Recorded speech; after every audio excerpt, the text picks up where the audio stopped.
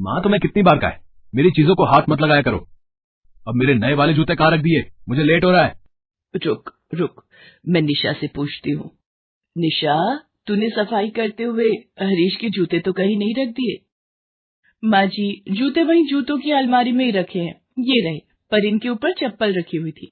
हाँ ठीक है, लाओ इधर दो। माँ मैं काम से जा रहा हूँ, रात तक लौटूंगा। अरे नाश्ता करता तो जाता, ये लड़का भी ना जब देखो जल्दी में रहता है। माँ जी, ये आपके लिए दलिया बना दिया था, आप खा लो, फिर आपको बीपी की दवाई भी खानी है। निशा, तेरे आने से सचमुच मुझे बड़ा आराम मिल गया। तूने काम पर लगते ही पूरा घर संभाल लिया, नहीं तो जब से शुगर और थायराइड की बीमारी ने घेरा है, मेरा शरीर कमजोर हो गया है। वैसे तू गांव में किसके साथ रहती थी? बिमला और तेरे बाबा तो काफी समय से झांसी में रह रहे हैं।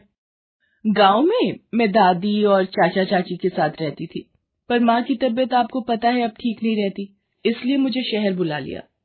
अच्छा है ना, मुझे भी तेरा बहुत सहारा हो गया। अम्मा जी, वो जो दीवार पर आपकी फोटो लगी है, ये तो लगता है बहुत पुरानी है, और ये आपके साथ। ये फोटो तो तब की है जब हरीश 8 साल का था। मेरी ननद की शादी की है, और ये बराबर में हरीश के बाबूजी हैं। अम्मा जी, बाबूजी की बहुत याद आती होगी ना? क्या हुआ था बाबूजी को? बेटिया, याद तो उन्हें किया जाता है जिन्हें हम भूल गए हों।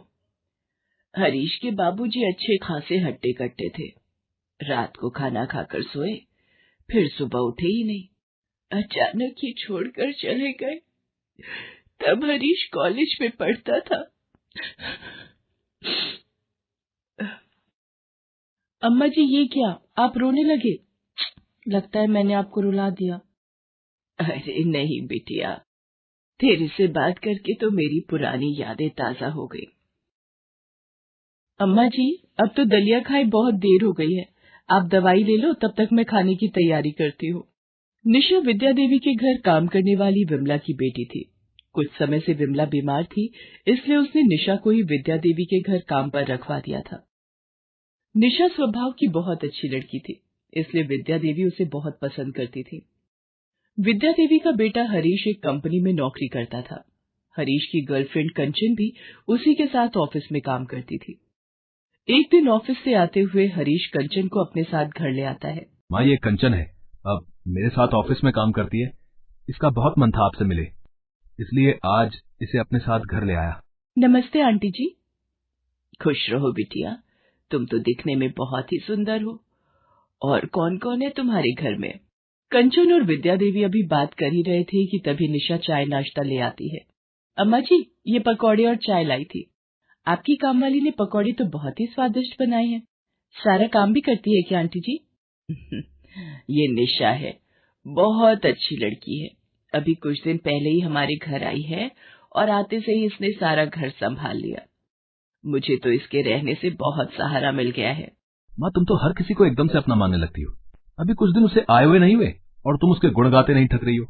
हाँ आंटी जी, हरीश सही कह रहा है, इन काम वालियों को इतना सिर पर नहीं चढ़ाकर रखना चाहिए। अच्छा, अब मैं चलती हूँ। Okay Harish, bye. हरीश और कंचन की बातें रसोई में खड़ी निशा सुन रही थी। उसकी आंखों में आंसू आ जाते हैं। तभी विद्या देवी उसे आवाज लगा देती हैं।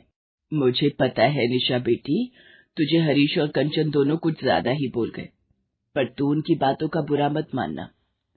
कोई कुछ भी कहे, पर व्यक्ति का स्वभाव ही उसका चरित्र निर्धारित करता है, और मैं जानती हूँ कि तू मेरी दिल से सेवा करती है।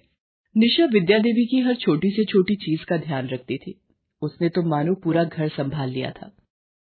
निशा के आ जाने से विद्या देवी की सारी परेशानियां दूर हो गई थी, पर एक शाम विद्या देवी बहुत चिंता में थी और बार बार दरवाजे की ओर देख रही थी। क्या हुआ अम्मा जी, इतनी परेशान क्यों हो, और बार बार आप दरवाजे की ओर क्यों देख रही हो? हरीश पता नहीं कहाँ रह गया, रोजाना तो ऑफिस से जल्दी आ जाता है। अम्मा जी, आपका फोन बज रहा है, मैं लेकर आती हूँ। हेलो, कौन बोल रहा है? क्या? ये नहीं हो सकता। हरीश मेरा बच्चा। क्या हुआ अम्मा जी, आप इतना घबरा क्यों रही हो? निशा बेटी, हरीश का एक्सीडेंट हो गया है, पता नहीं मेरा बच्चा किस हाल में होगा। मुझे जल्दी से अस्पताल जाना है। रुकिए अम्मा जी, मैं ऑटो बुला कर लाती हूँ। विद्या देवी निशा के साथ हॉस्पिटल पहुंचती है। हरीश की गाड़ी का एक्सीडेंट हो गया था, जिसके कारण उसके बहुत चोटें आती हैं। देखिए माताजी, मैं आपको झूठी तसल्ली नहीं दे सकता।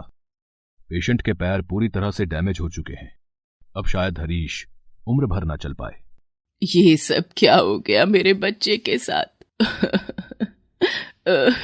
अम्मा जी, अपने आप को संभालो। कुछ दिनों बाद हरीश को छुट्टी मिल जाती है। वो घर आ जाता है। हरीश की नौकरी भी छूट गई थी, इस वजह से वो और दुखी हो जाता है। हेलो कंचन, क्या बात है? मैं तुम्हें पिछले 1 हफ्ते से फोन मिला रहा हूं, तुम मेरा फोन क्यों नहीं उठा रही हो? और तुम एक बार भी मुझे हॉस्पिटल में देखने के लिए नहीं आई। तुम्हें पता है ना मेरा कितना बड़ा एक्सीडेंट हुआ था। देखो हरीश, मुझे सब पता चल गया है। अब तुम पूरी तरह से अपाहिज हो चुके हो। तुम्हारे दोनों पैर खराब हो चुके हैं और एक अपाहिज के साथ मैं अपनी पूरी जिंदगी खराब नहीं कर सकती। वैसे भी मेरी शादी होने वाली है, इसलिए मुझे आज के बाद कॉल करने की कोशिश भी मत करना। कंचन, मैंने तुमसे सच्चा प्यार किया और इस हालत में तुम मुझे यूं छोड़कर चली गई। ये आपके लिए सब्जियों का सूप बनाया था। मुझे भूख नहीं है, ले जाओ ये सूप। आपको पानी पीना था तो मुझे बोल देते, अभी बेड से गिर जाते। मुझे किसी की हेल्प नहीं चाहिए, मैं किसी की सहानुभूति नहीं मांग रहा। हरीश बेटा, तू कंचन का गुस्सा इस बेचारी पर क्यों निकाल रहा है? निशा, दे इसे सूप, मैं भी देखती हूँ ये कैसे नहीं पीता। इसी तरह निशा हरीश की देखभाल में लगी रहती। धीरे धीरे हरीश को निशा का व्यवहार अच्छा लगने लगा। अब तो वो निशा के साथ खूब बातें करता और हंसता। हरीश की तबीयत में भी सुधार होने लगा था। हरीश जी, ये तो किसी चमत्कार से कम नहीं है।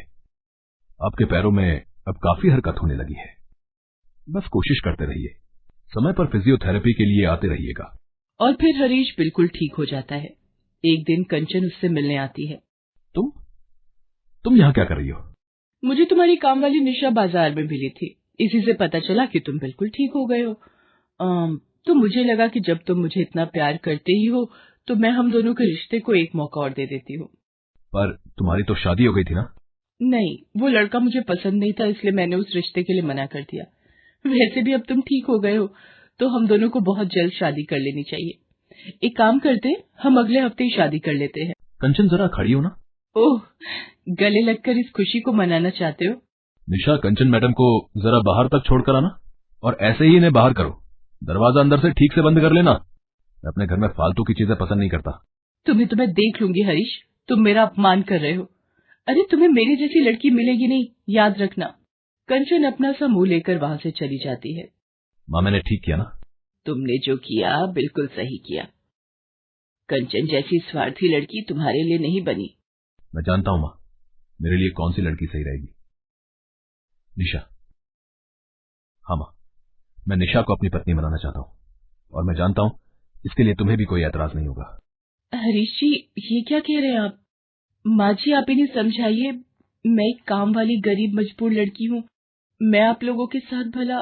निशा बिटिया, तुम भी तो एक समझदार, सुंदर और होनहार लड़की हो। जिस तरह से तुमने इस घर में और हमारे दिलों में अपनी जगह बना ली है, शायद कोई और इतना प्यार हमें नहीं दे पाएगा। मैं तुम्हारे माँ बाबा से बात करूंगी और कुछ दिनों में तुम्हारी और हरीश की धूमधाम से शादी करेंगे। निशा विद्या देवी के गले लग जाती है। निशा के रूप में हरीश को एक अच्छी पत्नी मिल जाती है और सबकी रजामंदी से कुछ दिनों बाद हरीश और निशा की शादी हो जाती है।